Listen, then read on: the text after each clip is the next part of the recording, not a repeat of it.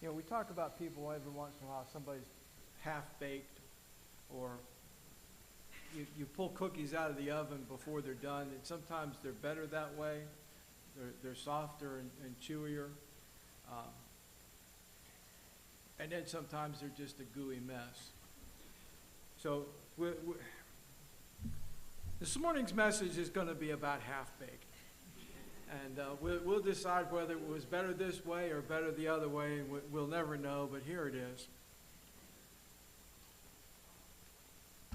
I got an opportunity this year to intersperse some messages between Barry's, between his sermon series. And the advantage to that is when you come up to a day like today, there's something at least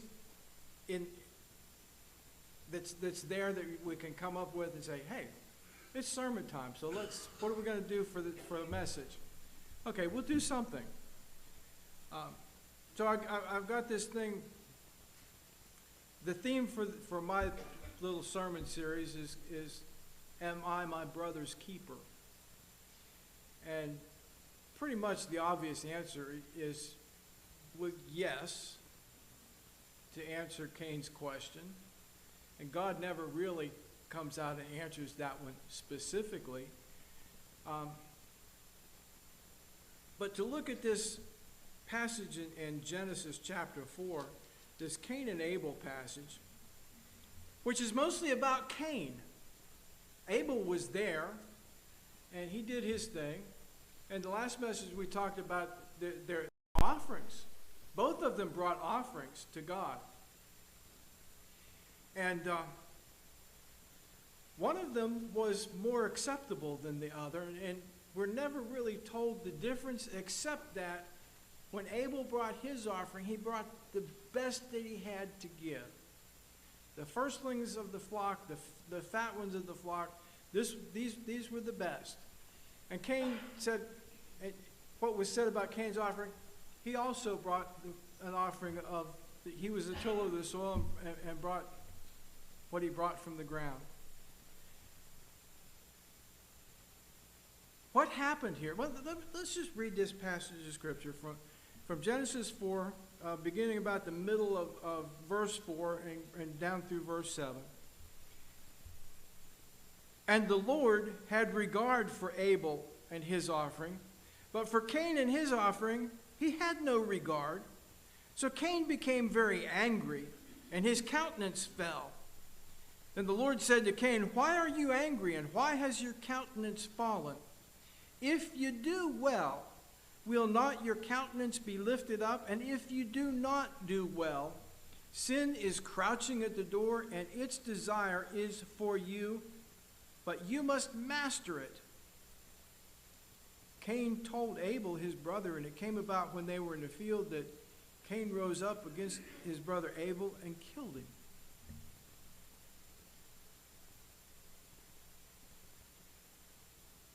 These two fellows brought an offering to God, and Abel, I don't know, how did God show his approval for Abel's offering? A nod? A wink? Pat on the back? Like, good job, appreciate what you did there. That's the way to go. And Cain he did his thing and just like it was his job and go about. Have you ever been in a situation where you're either at work or in a family situation, a social situation, and somebody gets an acknowledgement of appreciation? It's like, good job. And you're sitting there thinking, well, what about me? Did I not do a good job? What was so much better about him? Why did he get the raise? Why did he get the promotion? What about me? I do a good job. I come in here and bust my can every day, and I'm trying to do, and it's not good enough. How does it make you feel when you're in that situation? Well, if you have the attitude that I expressed in my tone here, the attitude or the emotion that's expressed is it's an emotion of anger. What do you do with that anger? Is it right? Is it wrong? I want to tell you, to begin with, this concept of anger, and a lot of times we tell you that anger is a wrong thing. Anger is an emotion. Your emotions are what they are. Sometimes we're angry. Sometimes we're overflowing with joy. Sometimes we have a whole gamut of emotions. God gave us, He made us emotional beings. It's part of who we are. And our emotions are what they are. And to deny them pretty much causes us as many issues as just saying, well, I don't really, anger is wrong, so I obviously I can't, I'm not wrong, so I can't be angry. Look through the Old Testament and realize how many times God is angry with people. We're not going to go there, but it just, why does God get angry? Sin makes God angry. That's a righteous anger. He had it's a cause and effect. We sin, God becomes angry. Why? Well, why do you get angry? You ever get angry at somebody's stupidity? You ever get angry at your own stupidity? There's more than enough stupid to go around in this world. And you can look out, you can turn on your television, you can look out in the public, you can look around the church once in a while, and you can identify stupid. God identifies stupid. He doesn't actually call it stupid, but there's a proverb that where God talks about, you're just not going to get away from it. People are going to do stupid things. There are stupid people, and it's just that way. But doesn't it make you angry? When I do something stupid, it makes me angry at myself. Why did I do that? I knew better than to do that. Should have waited, should have done it sooner, shouldn't have procrastinated. Lots of whys and wherefores to identify the problem. But I did the stupid thing. Now what? I have to live with it. It's a lot easier, though, sometimes to look at somebody else's stupidity and become angry at them. Maybe it doesn't impact us, or maybe it impacts us directly. Something that they did that makes me angry. Well, the issue, okay, these guys, these two boys brought this offering to God, and maybe they weren't boys. They may have been as much as 100 years old at this point in time. They may have had their families well established. They may have had wives and children. We know Cain went on to have wives and children. Nothing is ever said about Abel and his family. We're not told. We're only given the bare bones of what happened here. Lots of things that we could add in as conjecture, and it might be nice to fill in the blanks of the story, but this is the story, this is the account that we have in Genesis. That's what we're going to deal with.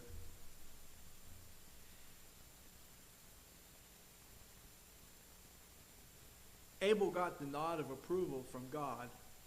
Cain didn't, and so Cain got angry. It was more literal translation would say it burned him sore. Anger is a burning thing. Johnny Cash song says love is a burning thing, but anger can be a burning thing as well. And it burned him and we talk about being sore over an issue. It just really makes me sore that he did that or said that. It sounds almost kind of a mellowed out version of anger. It's like, I'm really not angry, I'm just sore. Well, what's the difference? There's the emotion. Cain became very angry, and his countenance fell. A literal translation here again is, his face fell. Where'd it fall to? You can look at somebody a lot of times and tell if they're angry. You look at them and their face just isn't what it normally is. There's no smile. I go through life and I try not to smile. I try not to frown. I just keep that same sullen look on my face so that you don't know. I don't know if it works or not. Probably better if I'd smile once in a while or more often, but anyways.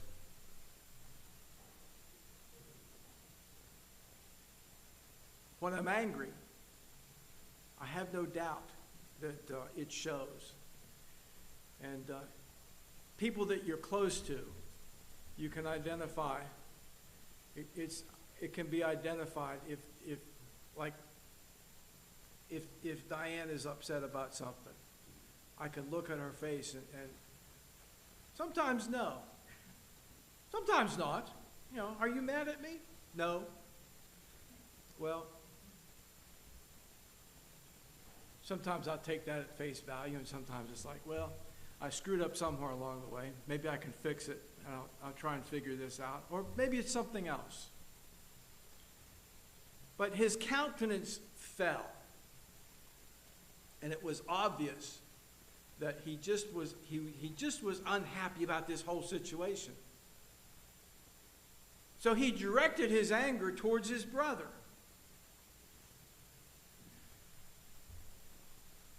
Each of us is going to deal with anger somewhere along the way in this life. If you haven't dealt with it here recently, be prepared, because it'll sneak up on you. Maybe you have an anger issue and you kind of blow up easily.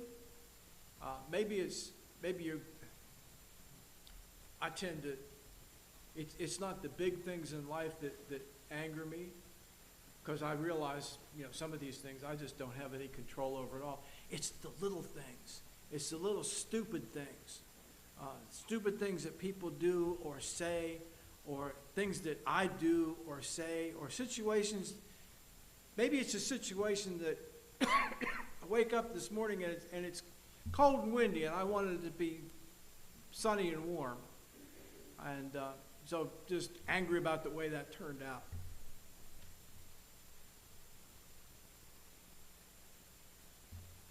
The emotion of anger with Cain, and frequently with us, causes the physical alteration of appearance. If you're not careful, that anger can cause a lot of physical damage. We see what kind of physical damage it caused with Cain and Abel. Cain rose up and killed his brother. But what can it do with us? One of the things that we need to illustrate this idea of anger, have you ever watched a pressure cooker? I don't think people use pressure cookers as much anymore. There's different methods of cooking. When I was little, my mom used a pressure cooker a lot. We had when it came canning season, there was a pressure canner. That was a tool. It was a big thing. It set on the stove and the fire under it. And I remember being in the house, and you hear the steam coming out the pressure cooker. You have the pot and the lid gets bolted on there. You bolt the lid on, and it's got a little steam hole coming up through, and then you put this little weight thing on there to control the amount of pressure that builds up in this pot. And if you hold down on that thing, you can hold down on that thing, for a little bit and then let it go, and the little weight thing will pop off. It'll go up to the ceiling sometimes. I know this because I did that. And my mama didn't get too happy about it. You take that little weight thing off, and that steam comes out, and it doesn't build up the pressure that is needed to cook and to do whatever it is supposed to be done in that pot. It's an uncontrolled situation. But if you didn't have that steam release, the pressure would build up in that thing, and it would explode. Okay, I never experienced the pressure cooker exploding, but I know that it has with people. You've got the pot, you've got the lid, you've got there's a gasket that goes in there, and then you've got the little weight thing on there. Everything is designed to cook things in this pot. Well, our pot's not designed for things to cook in very well. When we get angry, sometimes we need to blow off a little steam, and we make this. We take this anger and we bring it inside and we put a lid on it. We want to control it a little bit so it doesn't get away from us. We don't want to go so far as Cain went. We realize that was he went too far. But there's a part of us that likes being angry. You did this, and I'm angry, and I'm justified in my anger. Okay, most of the time, though, we're not justified in our anger. And even if we are, we need to be controlled in how we approach in our response. Jesus was angry a couple of times. He was angry at the Pharisees, and he addressed that issue. He went to the temple, and he was angry at the money changers and the fact that there was so much noise that he came to a house of prayer and couldn't even concentrate on praying. So he made a little cord, and he decided, we're going to get rid of these animals that are making all this noise and this mess. We're going to overthrow the tables here, and then we'll come back in when it's quiet, and we'll pray. Paul reminds us to be angry and sin not. When God saw what was happening here with Cain. And he came to him and he said, Cain, you got a problem here. Why are you angry? Why'd your face fall off? That's not the happy face that you usually go around with. What's going on here? And God wasn't asking these questions of Cain because he needed to know. God knew. The issue was Cain didn't know. And so many times when we get angry, we don't know the whys. Why are we angry? What are we angry about? Who are we angry with? And most of the time, it's not about a person. There's a problem that needs to be addressed. Maybe there's something that, okay, I broke it, or it broke, and I'm angry that it's broken. So what do I do about my anger? Do I break something else? Have you ever seen people take their phone and they get angry with it and slam it down? And phone's broke. Now what? Or they take their fist and they hit a telephone pole or a post or something that's just not going to move, and the next thing you know, their hand is broke. So their response to the anger was not helpful. Most of the time, our response to anger is not helpful. We blow up, we yell or scream, we throw things. I don't throw things when I get angry. I might hit something that's not. I have hit things that don't move, and Didn't accomplish anything, but didn't hurt anybody else, just me.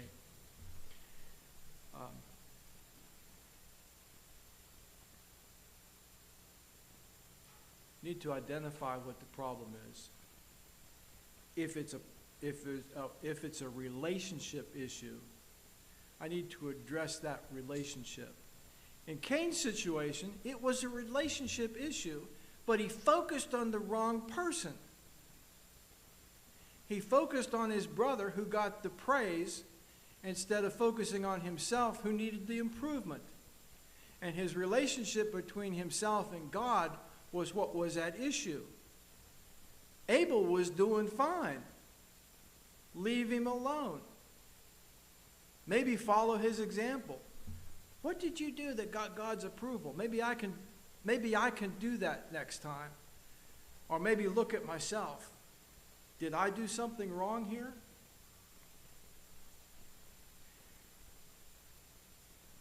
Back to the pressure cooker thing. The steam needs to vent.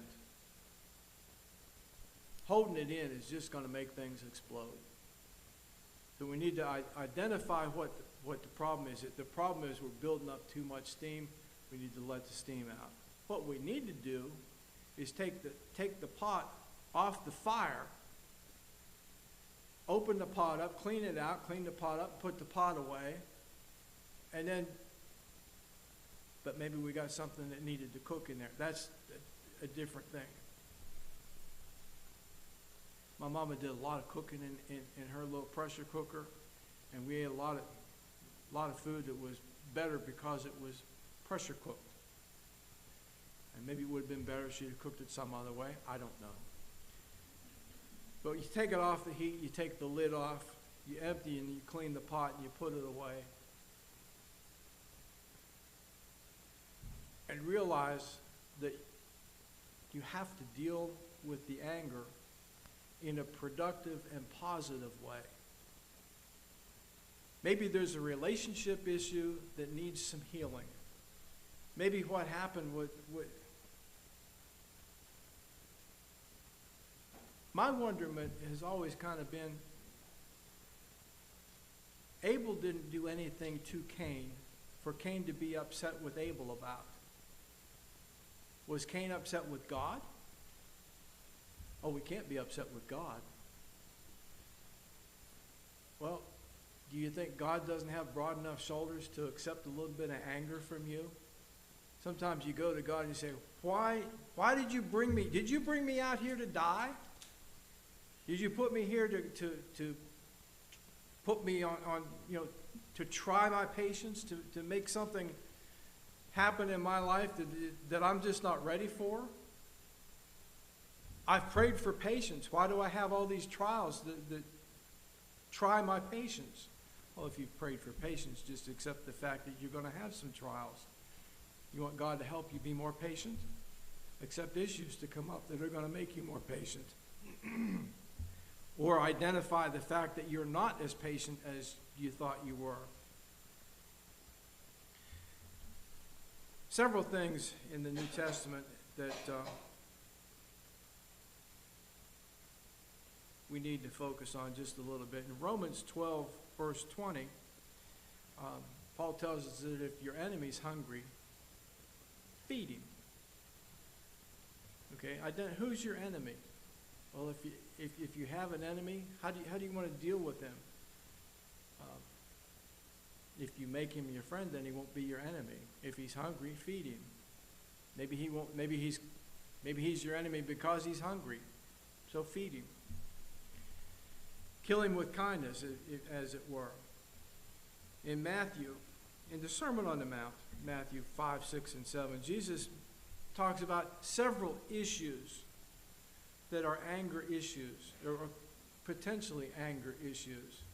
Talks about this idea of, you've heard it said that thou shalt not murder. But, and then he gives us a list of things. If you do these little things, if you hate your brother, if you say something to it, you've already committed the murder in your heart. Just don't take it to that next step. Identify your issue. concept of judging somebody else. If you've got a log in your eye and your brother's got a splinter, you have a log in your eye. Oh, let me take the splinter out of your eye. Take the log out first, then you can see. Our response: if you do well, won't your countenance be lifted up? Do the right thing. We don't have to go down, we don't have to act in an angry way to the issue. We don't have to do the wrong thing and say, well, he deserved it. You know, he made me mad, so I punched him in the face. Maybe that's what you want to do. It's probably going to be the wrong thing, and you may end up with more problems. But decide on an appropriate course of action. The last thing we want to look at here is if you do well, if you do not do well, sin is crouching at the door. What else crouches?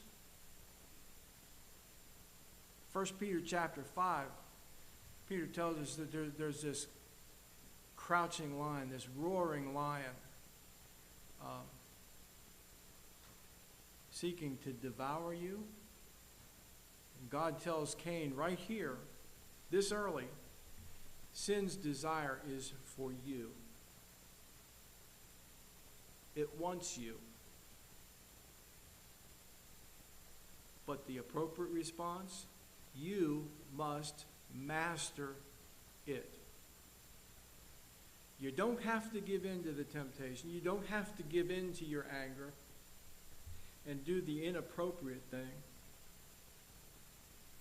Sin wants you. What was Cain's response when God confronted him and said, and I guess in a sense put his arm around him and said, Cain, why are you angry here? Why are you so sad looking? You've done things that are not quite right here. You do the right thing, and your countenance will be lifted up. Have you ever noticed that? You do the right thing, and you feel better about it. You feel better about yourself. If you do the wrong thing, sin's waiting, and it wants you. Wants you to go down that wrong path. Cain ignored God's warning, went down that wrong path, and suffered for it. Okay, his brother suffered for it as well. And we'll deal with that in another time. But comes to anger, we want to think win-win situation. We want to reconcile ourselves to God. We want to reconcile ourselves to whoever that we're angry with, maybe. Maybe sometimes reconcile ourselves to God. This is about reconciliation. This whole book is about reconciliation. You go down the wrong path and you walk away from the person that you need to walk with. God has a plan, and God sees everything. He sees you for who you are. You can try to put on a face and a front. You can say, oh, I'm not really angry.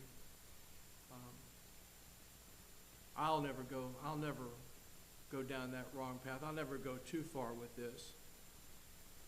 Sin's desire is for you. It wants you. Satan wants you.